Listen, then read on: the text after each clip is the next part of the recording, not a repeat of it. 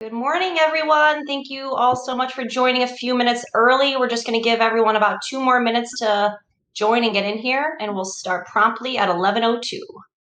In the meantime, we're just going to sit here. You guys can't interact with us, unfortunately. Or fortunately, depending on how Or fortunately, yeah, it depends. We can interact with one another, though, can't we, guys? Yeah, you guys can All talk right, good. and Just making chat. sure, right? Just get our stage fright out of the way for those of you listening. This is our first time on stage, so we're a little nervous. Mario, you look just different than us. Something is different about where you're sitting and where the rest No, that's of a us fake backdrop. That's not legit. That's just one of those fake backdrops. Yeah. No, I don't know about that. Yeah.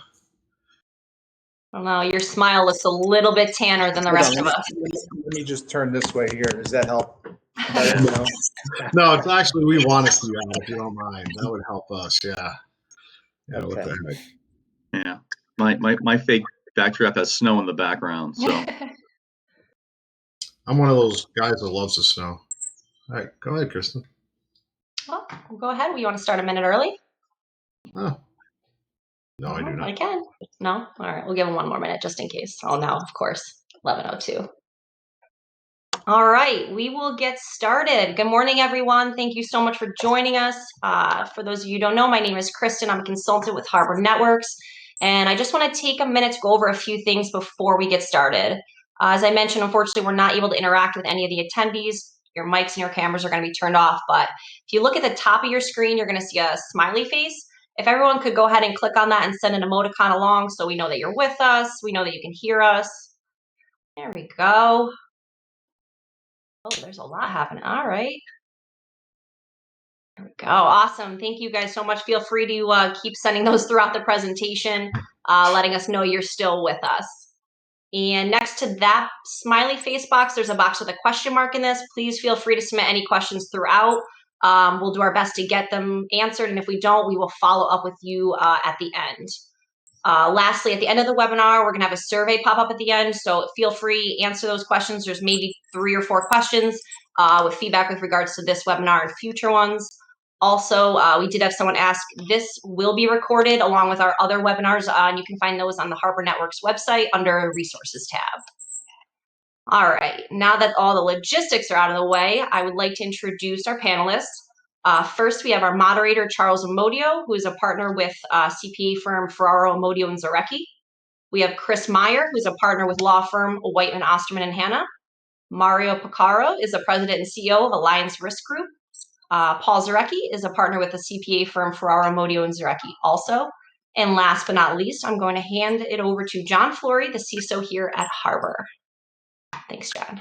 Hey, awesome. Great work, Kristen. You always just get it rolling, just in the right way. So, John Flory, Harbor Networks, this is a great session and something I've really been looking forward to in our series. This is our 5th session in the series, our 5th segment, and it's really important because it's talking about our people, right, and how great they can be for us and how dangerous they can be for us. So we are a lot of experience working together, years and years and years, this crew.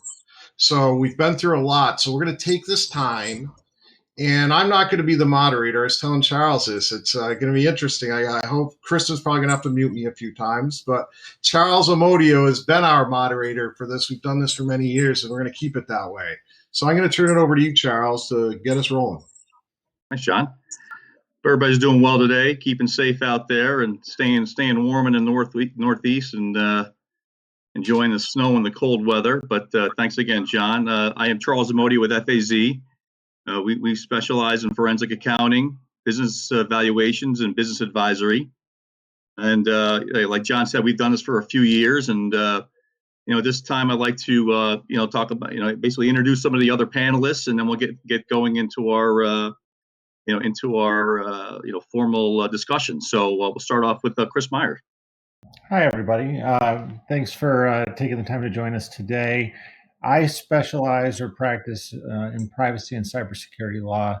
I have a lot of experience in doing litigation and unfortunately, issues with employees tend to touch on all of those areas. So looking forward to speaking to everyone today about some of the things that you can do to protect both yourselves and to protect your employees to build a solid relationship. And Mario. Thank you, Charles, and it's a pleasure to be here today. I'm Mario Pecoraro, CEO of Alliance Risk Group, where we help companies reduce risk and inspire confidence. Organizations really have to carefully look at their employees on a regular basis, and we help scope that. So I've got more than 25 years of industry experience.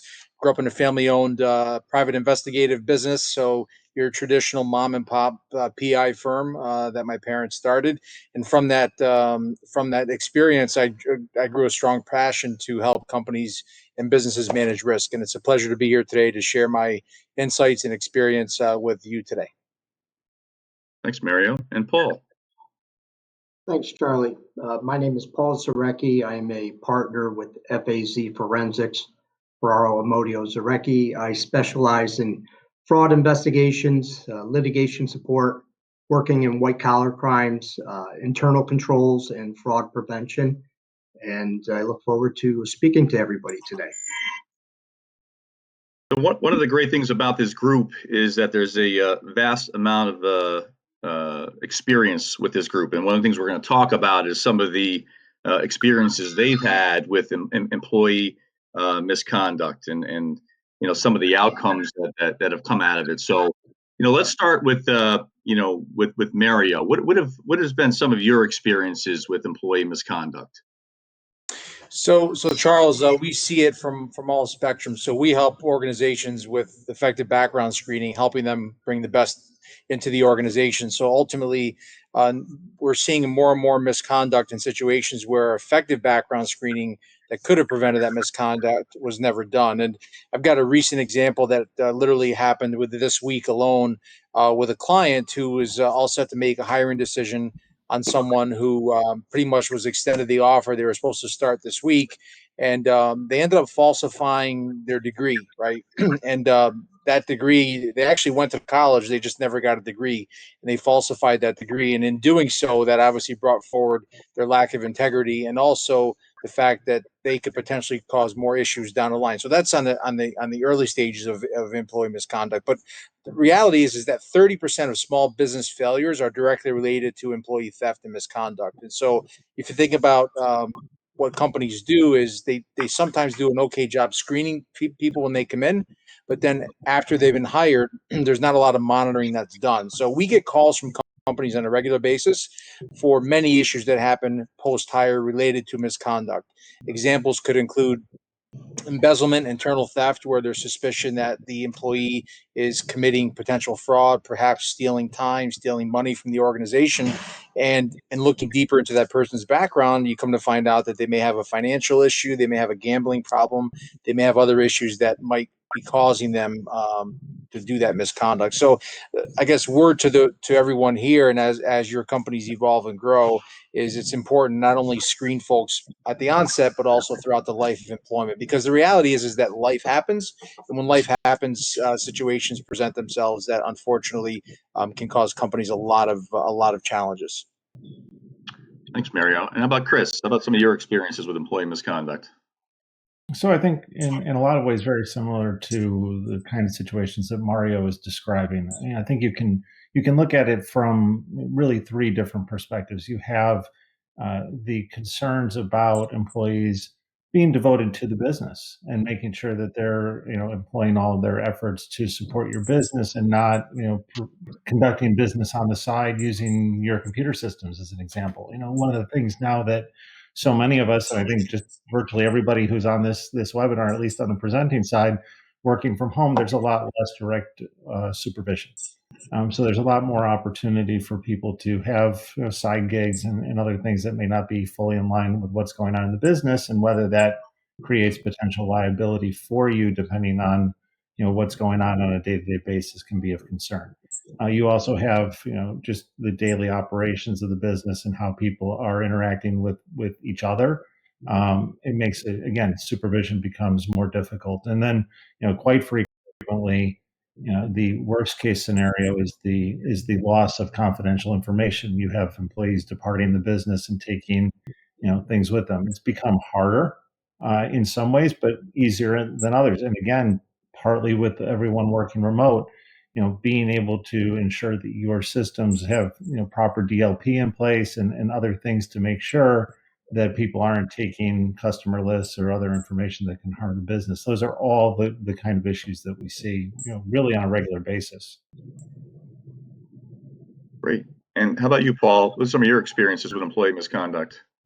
Well, I've dealt with a lot of embezzlements, obviously, over the years and fraud investigations. And both Chris and Mario have hit on some aspects of the fraud triangle. I don't know if a lot of people, the attendees here, know what the fraud triangle. It's been the Association of Certified Fraud Examiners that I'm a member of. I'm a CPA as well as the CFE. Talks about the fraud triangle, and Mario talked about pressure being financial pressure. It could be an addiction, gambling, or other things like that.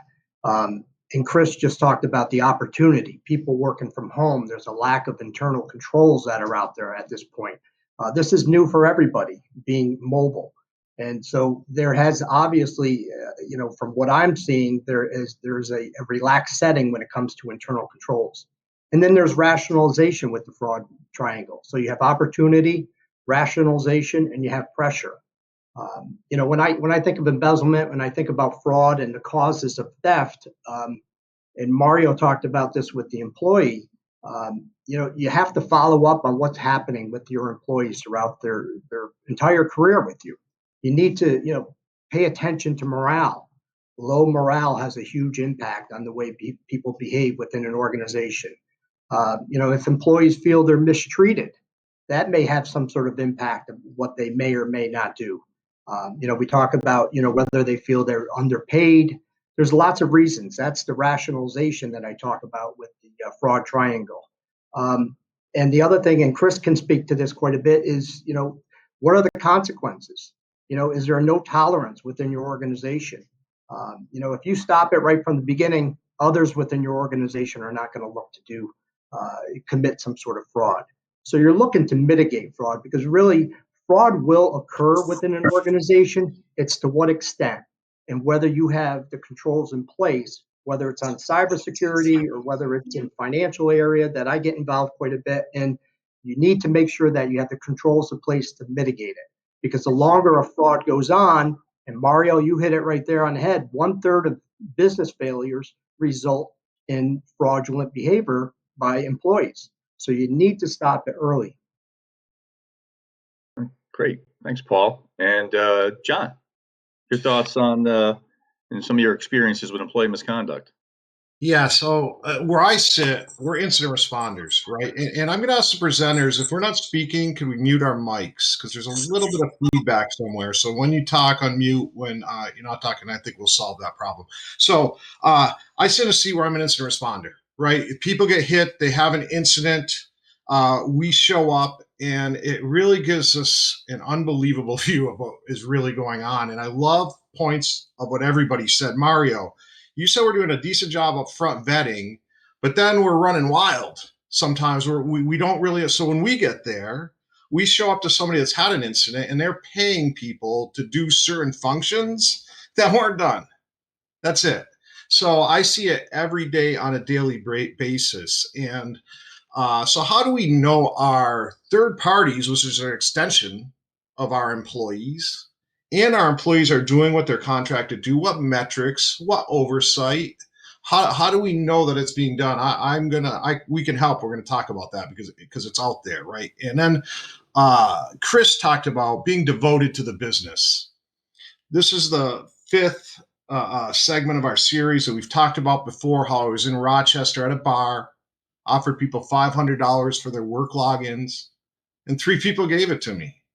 So what a challenge with culture. Eric used to say people, process, technology. When it comes to security, it's culture, people, process, technology. And now that is a very, very big challenge because we're losing control, right? And it's affecting our culture. So we're going to talk about what we're going to do there. And then Paul talked about the fraud triangle. I love it, right? It's a need. I'm broke. I need cash. It's availability. There's no oversight. I'm able to do things. And then there's justification. That's the key part of that triangle. How people justify their actions. I'm not getting paid enough. I just came from a location where a technician felt like he was not getting paid enough. He went on vacation and set the system up to fail. So when he was on vacation, they had to call him. So he would get it back up to running, and he got paid for a week. And in his mind, they underpaid me. They owed me for that week. So all this is going on. And before I pass it over, I just want to talk 1 second about Florida, just because it's an elephant in the room. Everybody's heard how this water supply, this control has been contaminated, and now cyber is weaponized. Okay, but when you look at it, it comes down to a plant operator detected this. There were not controls that said when this happened, to make this different or whatever else. It was a person that saw it. So thank God that person was having a good day. Right? So we're going to talk about that too. Okay, Charles, thanks. Absolutely. That's, everybody's had an opportunity to discuss some of their experiences, and I wonder if there's any questions from the audience. As Kristen had mentioned, there's that button at the top where you can ask some questions. So feel free to ask some of your questions. I can view the questions on my end. So feel free to do that. If there's no questions, we'll move on to our next segment, which are some of the implications of employee misconduct. And Chris, if you want to start with that, Chris Meyer. Sure. So, I think Mario hit on it. I think on all of these situations, we really just need to think about, implications of success of the business. The mindset is always whatever specialist, whatever professional you're dealing with, the mindset is always in terms of success of the business. And, the incidents that we're talking about here risk critical business failure for any number of reasons, whether it is because you have an employee who steals confidential information and, as a result, puts your business at risk, or perhaps maybe triggers a provision in a contract that you have with another company, and now you're getting sued because information of your customer, information of your vendor has been taken. You have just operational risk in terms of devoting resources to dealing with the problems on a day-to-day basis, and where I tend to get involved is sort of on both ends of the process. At the beginning, you're talking about designing systems that are intended to protect the company, whether it is having the right policies in place, or working with specialists to have insurance in place to deal with these issues, or after the event, in dealing with the consequences and trying to clean up the mess. And quite frankly, the investment before is always much less than the cost of dealing with it in the aftermath. But I think we all have this tendency to underappreciate or undervalue the ultimate cost of dealing with the problem, and we tend not to invest enough in the front end in making sure that we don't have a problem to begin. I think that from just a process standpoint is one of the things that I think is most significant as we deal with some of these changes, and talking about the fact that in the last year we've all moved mostly remote, or a lot of us have moved mostly remote, but we haven't yet put the controls in place to deal with those situations. Great, thanks, Chris. Mario, what are some of the implications that you deal with in your line of work? Yeah, so I want to go back a little bit and just cover on what John talked about, which is culture. So from what I see, my perspective is that if you don't have the right culture, or the wrong culture is prevalent in the organization, it really impacts so many other things. And I think some of the most successful companies out there that we read about, that we've seen, that have been successful both top line, bottom line, and people wise, is they have some of the best cultures out there. So I think establishing a company's core values and their cultures is paramount to its success.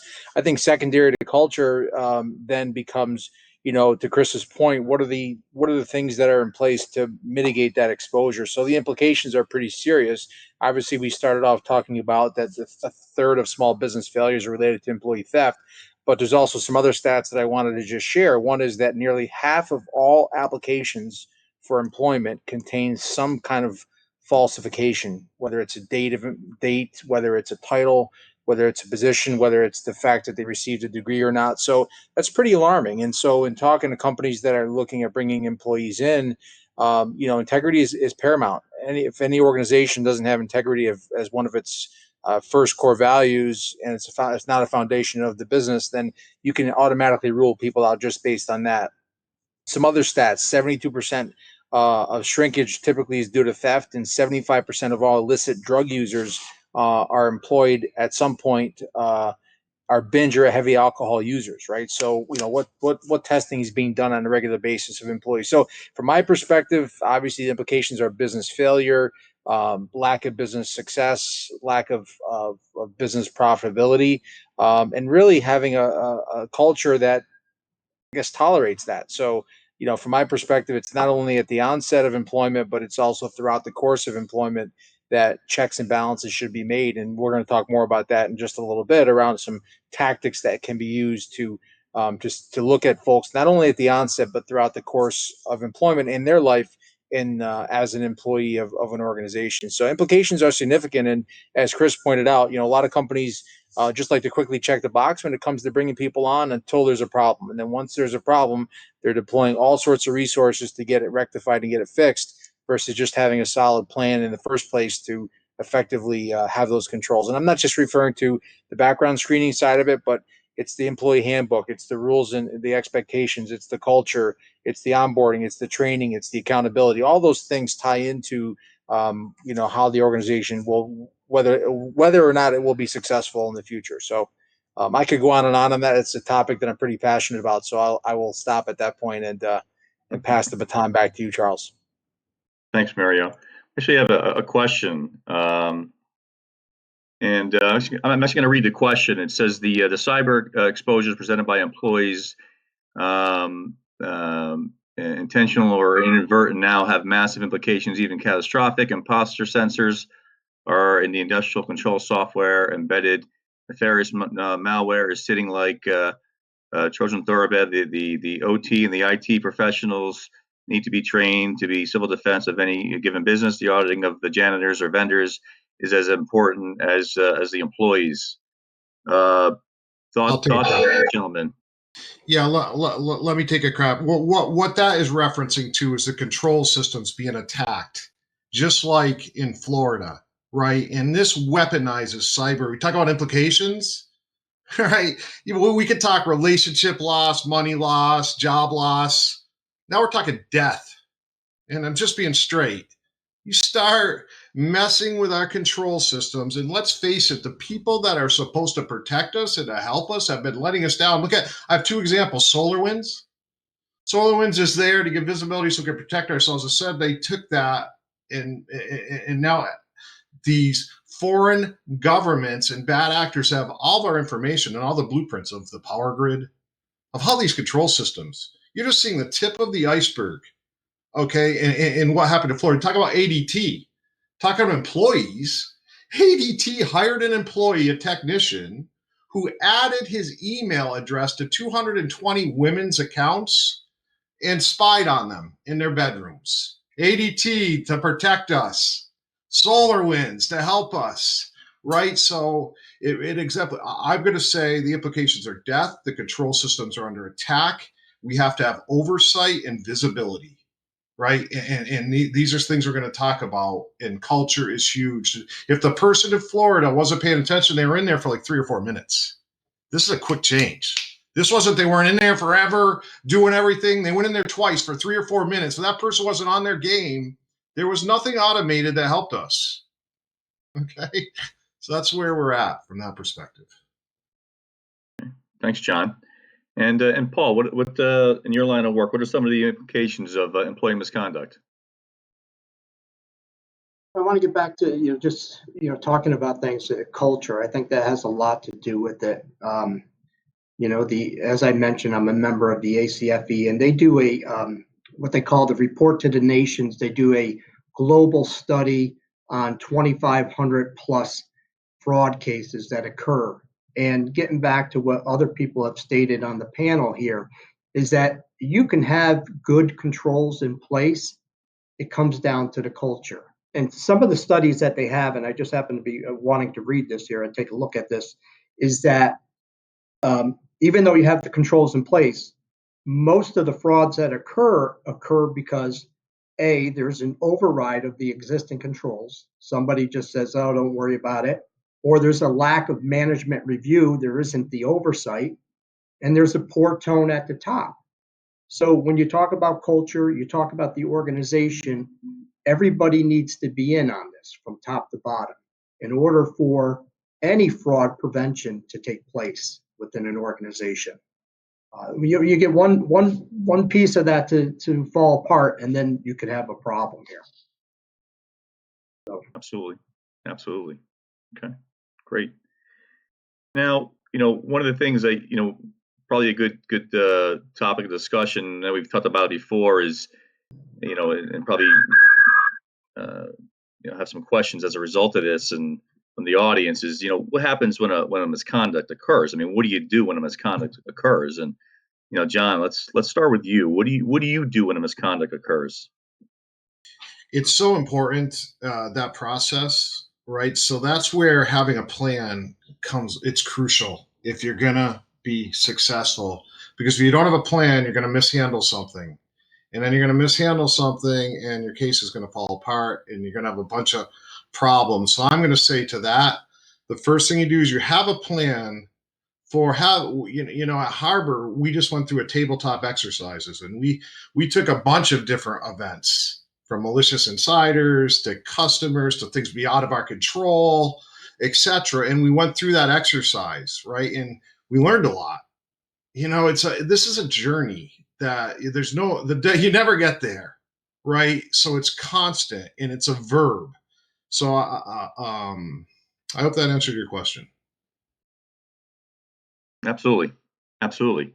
And Paul, what do you do when a misconduct occurs? Well, in most situations, we're contacted by an attorney in a lot of situations for a fraud matter, whether it's an embezzlement occurred or anything, some sort of litigation. Somebody like Chris would contact us and say, hey, we have a client that had a situation occur. And, we obviously believe we bring a great amount of added value to that process in talking to the client. We specialize in identifying the documents that need to be looked at and analyzed in order to determine if there was a fraud that actually occurred. We get involved in specializing questions when it comes to depositions, of the potential person that may be involved there. And we believe, we obviously have the knowledge and the expertise to assist the client as well as the attorney to determine if a fraud actually occurred, but also, what to do in that situation going forward. The truth is that most clients don't expect it to happen to them. They don't expect, whether it's cyber fraud, whether it's financial fraud, to occur within their organization. And just like any other procedure you may have or policies you have to have a place where people can go anonymously to talk about things. And that's the most important thing. And I think maybe John hit on it earlier when it comes to tips. When it comes to fraud that occurs within an organization, frauds, the discovery of fraud, 40% of the time of those frauds are uncovered, I should say, based upon a tip that occurred, whether it's from inside or outside of the organization. So you seriously have to take a look at your organization and see if you have the avenues that are there to make somebody come forward and talk about something that maybe occurred. One thing that I talk about quite a bit, I do a lot of fraud prevention work and going into organizations and providing them insight of what they need to be doing potentially. One thing that I think is so important is not to lose sight of any employee leaving your organization. And we've talked about this in the past, this panel here. I think exit interviews are some of the most important things when it comes to finding out something about your own organization. Take that opportunity to sit down with any employee leaving. I don't care if it's the janitor or if it's somebody high level there. You never know what they're going to want to get off their shoulders at that point in time. There may be a reason why they're leaving. Maybe they feel like, geez, I can't be in an organization like this because I know what's happening behind these walls here. Take that opportunity to sit down with them. You never know what somebody is going to provide to you in that. So I just want to throw that out there. And how about you, Mario? What do you do when a misconduct occurs? What are your thoughts on that? We run for the hills. I'm just kidding. So usually when a misconduct occurs, we're usually called in by counsel, or we're called in by the company directly. And normally we'll first, being an investigative company, we'll kind of sit down and meet with the players. I determine exactly what happened, and not draw any conclusions. So we'll do a full kind of high level 30,000-foot view investigation / review of exactly what happened. So gather all the facts, gather all the witness information and statements right away. Time kills. A lot of, in the sales world, they say time kills all deals. In the investigative world, time kills all facts and specifics. So having a good chain of facts as far as what happened and timelines are important, and gathering that evidence right away, whether it's video evidence from the workplace, from neighbors, that sort of thing, depending on what kind of misconduct may have occurred. And then we always go back and look at the background of that person. So just even if a background investigation was conducted, we're going to go back and look at what was conducted to see if there's anything that could have been potentially picked up that was not picked up, right? So one of the biggest challenges in our industry currently is that people think they're getting an effective background check. We call them background investigations for a reason, because it really should be an investigation and not a check. And so there's a misconception that a quick instant national search is going to cure all woes and have no issues, whereas that probably is not going to pick up anything of any significance, right? So understanding what background was done and was there anything missed along the way. And then we go back to, revisiting the process, conducting a full investigation, and then going back to the people side, as everyone has pointed out, including John, is, what processes, what systems were in place to train, retrain, and make sure that this doesn't happen again. And I'm a big fan of exit interviews as well. You brought up a good point, Paul. There's a lot of intelligence that comes out of those. From my experience, when I grew up in a family business, we actually did quite a few undercover operations where we're brought into organizations to work undercover as a warehouse worker, as a pallet, whatever, handler. And, you're one of the employees for a period of 3 months, 6 months, 9 months, a year. And you're playing a double agent. You're working as an employee, but you're also writing investigative reports every day. And a lot of times, a lot comes out of that undercover operation, as far as learning about what the organization's culture is like, what's accepted, what's not accepted. And a lot of times what you'll find is that sometimes there's blatant things that are completely missed that could have been caught early on, because someone said, well, that's just the way we've always done it. That's why we do it that way.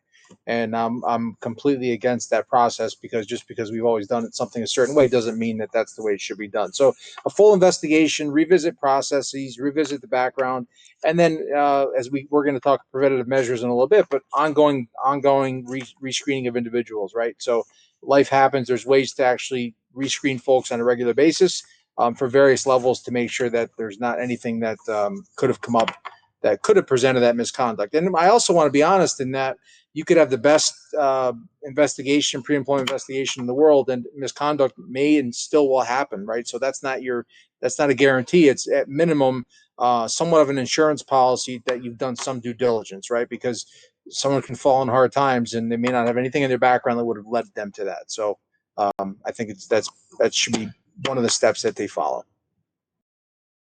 Absolutely. Thanks, Mario. In this group, we've covered this topic, obviously in a few sessions, and we've always talked about the first call a company makes is to their attorney. So, Chris, obviously, I want to get your perspective on this, and please share your perspective with the audience. Sure. So, I think I want to step back a little bit and talk about what employee misconduct means in the context of the entire organization. I think putting aside who you call in terms of a specific professional, it can differ depending on the nature of the situation you're dealing with. But I think there's a common thread that runs throughout just about any incident that I've ever worked on, which is this. Every organization has, when an incident occurs, there's somebody who caused it, either intentionally or unintentionally. But there's an entire web of additional people that surround that person who are going to feel some measure of responsibility for what happened. So you may have an executive whose employee in his or her department does something, and the first question to the executive is, "How did you let this happen?" Or you'll have the IT department, and the question will be, why wasn't somebody checking the logs to make sure that we weren't emailing out, 25 megabyte schematics of our internal systems? One of the most important things that you can do is get someone within the organization or outside, depending on how large your organization is, to take ownership of the investigation, who is not personally invested in what happened, who at the end of the day can look at these situations objectively and make decisions that are in the best interest of everyone involved, and not be caught up in, I've got to try to massage this so that nobody figures out that I was somehow responsible. So that having somebody who can do the investigation internally or externally, who doesn't have that personal stake, is really important. But the other piece of it is, to the greatest extent possible, try to give some assurance early on to people that the more that they're able to cooperate and the more information that you can get early on, the less this will be a problem for everyone. I frequently deal with situations where it takes a week or more to break through that feeling of, if I share information, it's going to come back to me later that I screwed this up. So I think that that's really, fundamentally the most important thing you can do to speed the entire process along. And then, as Mario said, time is your enemy. The longer the investigation takes, the more time it takes to figure out what really happened, the worse it is. So those are really the two things I think that are most critical drivers in dealing effectively, from the start on any investigation. Okay, great. Thanks, Chris. At this point, I think before we move to the next section, I just want to see if there's any questions from the audience. Give them a second or two to throw out any questions regarding, when misconduct occurs, and then we'll start talking about some of the preventative measures. So I'll give them a second or two to, pose any questions. Any other thoughts you guys have as a group regarding what you would do when a misconduct occurs? Yeah, I definitely do. And you were so polite because I didn't really answer the question, actually. So, yeah, from a cyber perspective, really, really important, right? So you're going to have your incident response plan, and you're going to revert to that plan. We're going to find out what happened, where it happened, who it happened to, how it happened, who it affected, right? And then the most important, not the most important, but equally important, these bad actors are out. There's so many mistakes being made right now where people have an incident from a cyber perspective and they're afraid that they're going to get in trouble or that they did something wrong, and they try to rebuild as soon as possible and they don't take the correct steps, and it's awful because they're going to get hit again. So it's so important that all those steps are taken. And then there's something called chain of custody. It's just like a court, Chris, except for there is no hearsay. The thing about a digital footprint is it is what it is. And if you try to cover it up, it makes more of a trail, right? So it's so important that that's handled properly. And then we have post-mortem to see, what did we do wrong? What could we have done better? So now I answered it, Charles. Great. Thanks, John. Let's see. Looks like we do have another question here. Excellent.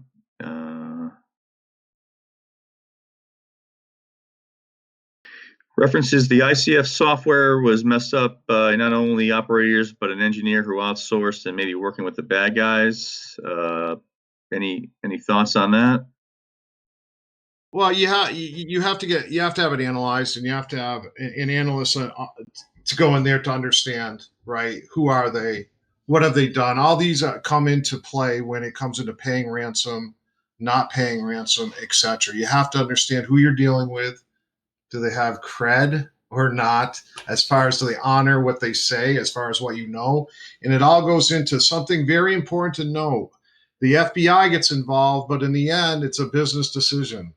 And that's what they're going to tell you. Revert to your incident response plan, and it's a business decision. So in the end, the more information, the better it is to make good, sound decisions. Great. I just want to say one thing, and John sort of mentioned it. My strong opinion is that you should always look into anything, no matter the size of what you think the fraud may be. Because my experience, as well as everybody on this panel, realizes that frauds start small and then they eventually escalate to the point where it could kill a business, as Mario stated. 1/3 of businesses close as a direct result of fraud. So that's what happens with fraud. They test it. They see if, fraudsters, they test it. They see if it's possible. They see if anybody's watching. And then if nothing happens, they'll go a little bit more and things will escalate from that point. No matter the size of what you think, anything, investigate it. Look into it. Great. Excellent. Okay, I don't think there's any other questions from the audience, and we'll move on to the next section, which is preventative measures. Obviously, what can we do to prevent these these situations from occurring? So let's start with you, Mario. What are some of the preventative measures that we can put into place to prevent these misconducts from employees? Yeah, thanks, Charles. So obviously we've kind of drove home the point about the pre-employment background investigations piece. So that's obviously a piece that if companies are not doing pre-employment screening now, they should be, and if they are doing it, they should be reviewing their process on a regular basis from a risk perspective to see if they have the most effective searches and tools in place. But beyond that, once the employee has been brought into the organization, a lot of companies stop there, and you'll have an employee that might be there for 6 months, a year, 10 years until they retire, but then nothing is really done to kind of rescreen them. So there are a couple different preventative measures that are available to companies that are out there, one of which is periodic rescreening, where at intervals, say at 6 months or at 1 year, everybody in the organization would be rechecked for, say, criminal activity, their driving license record, perhaps if any type of infractions or that sort of thing. And then there's a new tool that's actually very new to the industry that's gaining a lot of momentum right now. It's a post-hire arrest monitoring tool. So there's the ability to be notified within hours of any employee's arrest or booking, even if they've not been convicted, to alert the employer of that. So think about from the preventative measures side. If someone has had a serious problem with drugs or gambling or any type of incident post hire, but they don't want to tell the employer about it, this solution would alert the employer immediately. And there's some legal ramifications around how to use the information in the course of the employment process, which I will not get into now, but essentially there's some protocol that must be followed. But ultimately, having those measures in place will allow you to be notified if any incidents come up. And the last piece of that, which is one of my favorite tools out there for preventative measures, is social media screening, right? So especially in light of the remote workforce and what's been going on in the world in the last 6 months to a year with the protesting and that sort of thing that's been going on, there's been a rampant use of social media out there, and the use of social media in the course of a risk and employment decision and even post-hire decision can be used by employers. So more and more employers are effectively using a social media screening tool pre-employment, but also throughout the course of employment to see if there's any red flags. And social media will return things such as any type of potential violent behavior, any kind of sexually explicit material, any type of drug activity, any kind of illegal threats or harm, or anything significant that could impact the business. So if you think about a red flag, if you go back and look at some of the saddest cases of workplace violence that have happened historically, there's always been, unfortunately, a correlation between social media posts or something that they've done or some way they were handled in their course of employment that could have been a preventative measure. So all those things are great tools to use. And then obviously common sense, right? Ultimately having having some steps in place to mitigate fraud with respect to onboarding training and the culture piece. I can't stress that enough, that culture is really what drives all of this. Great. Thanks, Mary. That was obviously in the world we live in now, there's so much more out there than there was 10, 15, 20 years ago with respect to information. And so it's obviously someone in your shoes has so much more access to that information. How do you deal with that on a regular basis? I guess that's a question I have for you, Mario. Yeah, sure. So, access to the information and effectively using it are two different things, right? So, a lot of employers out there will try to do their own social media searches. They'll try to Facebook search, Google search. They'll try to constantly monitor folks, and that's not really the most effective way to do it, both from a legal perspective and compliance perspective. So, access to information is something we have, and we're licensed, bonded, and insured to have that, and it's not something we take lightly, and we use that as a tool to help employers make those decisions. So we're not giving anyone information that is outside of the scope of an employment or risk decision. We're not telling them about the family members, the household, things that are not relevant at all to the employment process, strictly related to that. Now, I did run social media profiles on all of you guys today, and I'm going to share them with the whole audience at the conclusion, which I did include all that, but we'll share that separately. I'm just kidding. But not really. Did that answer your question, Charles? Absolutely. And so a couple of smiley faces go across the screen about 2 seconds ago. So, I think I've set a record by making it 47 minutes into a presentation without saying this, but everything that Mario just said, talk to your attorney first.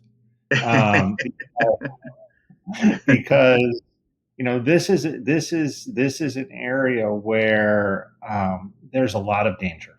There's a lot of danger around properly implementing monitoring and surveillance tools on employees in terms of making sure that your corporate policy manuals have the appropriate disclosures, that the people who you have doing the searches are appropriately trained in terms of what to be looking for, and also to avoid allegations later that you have been involved in some kind of wrongful or discriminatory treatment of people, either based on their status or on their political beliefs. It's a really dangerous area because you start to gather a lot of information that can be used against you in terms of it's very valuable in certain circumstances, but it can also backfire in ways that you don't really anticipate. And every state and every industry is different in how they handle those things. The other piece of this is, how do you respond to these incidents and information? We talk about remote workforce. One of the things we see is, not everybody at home has dedicated devices for each member of the family. And so with people, home working, their kids are home, they're doing their schoolwork perhaps on a company laptop. One of the other issues that you have in doing any kind of investigation is making sure not only you have the appropriate permissions to look at that device, but to make sure that the appropriate disclosures are made, that there's not some third party whose rights or interests can be affected or could somehow limit your investigation because your employee decided to do the investigation on a device owned by his wife or his wife's company. And then you get into a block. Well, I can't look at the device anymore because it's actually owned by XYZ company. We don't have control over it. So, those are really important things to think about up front, where you could end up with issues that make your investigations and using the information at hand much, much harder. Thanks, Chris. And staying with you, Chris, any other thoughts from a legal perspective on preventative measures? The law is ultimately should be the last recourse. I look at it in terms of, in employment, you certainly want to be talking about, some of these issues up front, like, having the appropriate disclosures and policy manuals. But, I hate the response. The first call should be to your lawyer, because typically that means you have a problem. There are so many other things that can be done in this area first, and we've talked about them throughout. Building that culture of trust, building a situation, an organization where if there's an incident, if there's a problem, there's somebody to go to. Having those open channels of communication are far more effective than dealing with the aftermath. Everything that I can recommend is a policy that people won't follow, that ultimately ends up becoming a problem, down the line, and then we're cleaning up the mess.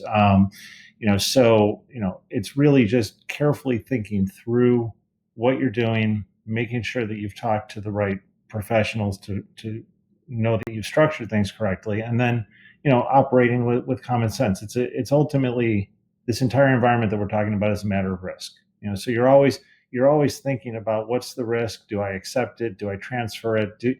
What are the ways that I can deal with this in a way that's reasonable and continue to operate my business? And then just avoid those really those couple landmines that are along the way. Right. Great. Thanks, Chris. And Paul, from a financial perspective, what are some of the preventative measures that we can put in place? Well, before I get into that, I just want to talk about a situation on a case that I worked on regarding Facebook. I thought it was pretty interesting. So I was working on I got called in, let's put it this way. I got called in to work on a misappropriation of assets, funds that were taken from the business. Now, this business owned apartment complexes all along the East Coast here, and their manager, their basically the person in charge, was in control of the finances as well. So she was basically posting things on Facebook. And if you think about it, a lot of employees that you work with, or other people that you work with in your office, you may be friends with on Facebook. Well, one of the friends on Facebook noticed something that she ended up seeing that was very odd, and she ended up that the manager was posting a lot of renovations that were occurring at her house, and she noticed a jacuzzi that went into one of the bathrooms there, and she could see on the picture the type of jacuzzi was and everything like that. And she worked in the accounts payable department and realized that the company just recently paid for a jacuzzi that she never remembers going into any of these apartment complexes. So thank goodness she had an avenue to report that. She said, listen, she, took a picture of that, or however she saved it. And she was able to say something to the employer that, I think something's happening here. Long story short, we ended up being called in, and it was a lot worse than just a jacuzzi. Well, this person's husband also did a lot of fix up of homes and selling them, basically turning them around. And the whole financing of these projects were with the apartment complex, to the tune of, I think it was about $500,000 we ended up coming up with. She ended up pleading guilty once they got our report, and she's serving some time in prison right now at this point in time. So it's interesting what you can find out there on Facebook. And you talk about, fraudsters aren't exactly the smartest people when it comes to that. They'll post things that are, they do things that aren't exactly smart. And she was posting obviously some things that were occurring there. But for preventive measures, I mean, when it comes to prevention, prevention controls what people think are expensive.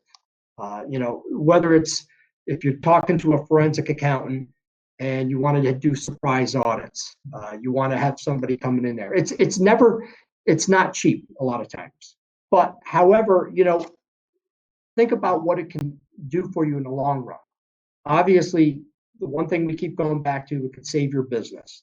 It could find potential fraud within your business, stop it in an adequate time that you would be able to recoup the losses, or else save your business. Jeopardizing your reputation. What happens with a lot of frauds that I run into is, especially not-for-profits. I do a lot of work when it comes to not-for-profits. Where does their money come from? It comes from donations. Comes from people giving money. It comes from businesses giving them money. Do you think a business or somebody will give a not-for-profit money if they can't handle their own finances, right? And think about it, a lot of not-for-profits do not have adequate staff. That's the truth. So they don't have the controls in place. So they don't want to jeopardize their reputation. They want to make sure those funds are still coming in. So that's a reason to put preventive measures in there. So I think what's most important when it comes to preventive measures is to do, at least on my end, on the financial aspect, is to do potential surprise audits there. To basically, A, it's going to deter an employee if they know they are being looked at. And B, if you go in there periodically and taking a look at various cycles of the accounting system, you potentially could find things, but what you're doing is strengthening their controls in place. Great. And John, your thoughts on preventative measures? Yeah, I think really, and take what we're doing for third parties and bring it internal. Who are your, so when we think of third parties, who are your third parties? How dangerous are they? What are they accessing, right? Let's have access control on for our own people. Who are employees?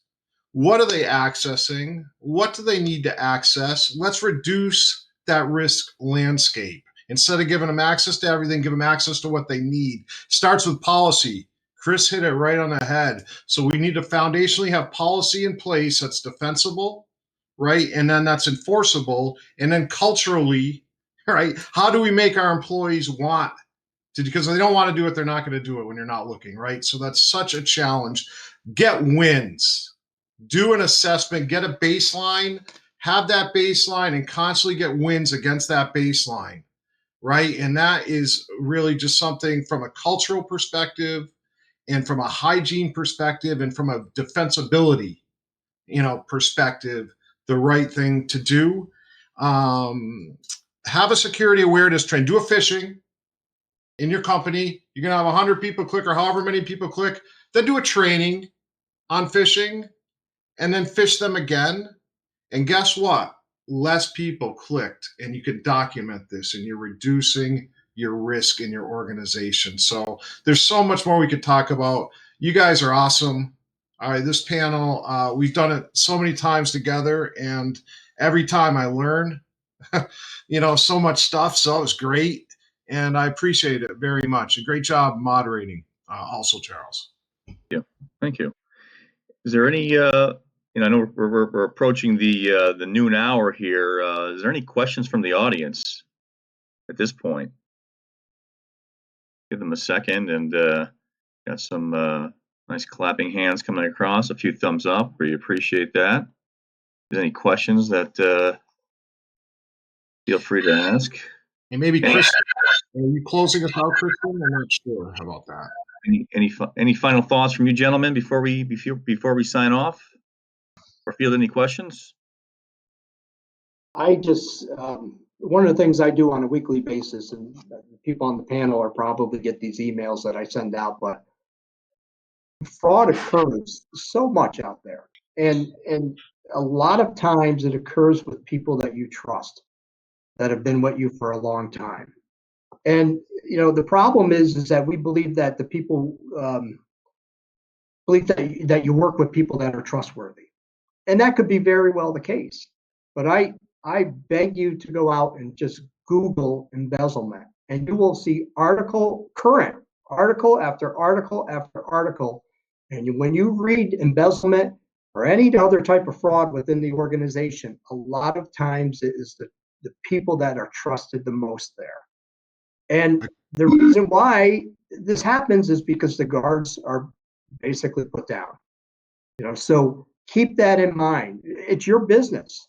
You could be friends with these people. You could trust them. They could be long-standing employees. But like Mario said, you go back and you take a look at them periodically through. You make sure you have the good policies in place. I hate to say it, but those are the people that are most of the times acting in this behavior. So just keep that in mind. That's great advice. So we're going to end with that. It used to be trust but verify, and now in security, we have a concept that's called zero trust, and that's where we're at. So we'll talk to everybody soon. Thanks a lot. Appreciate it. Great job. Thank you, everyone. Thanks, gentlemen. Thank you, everyone.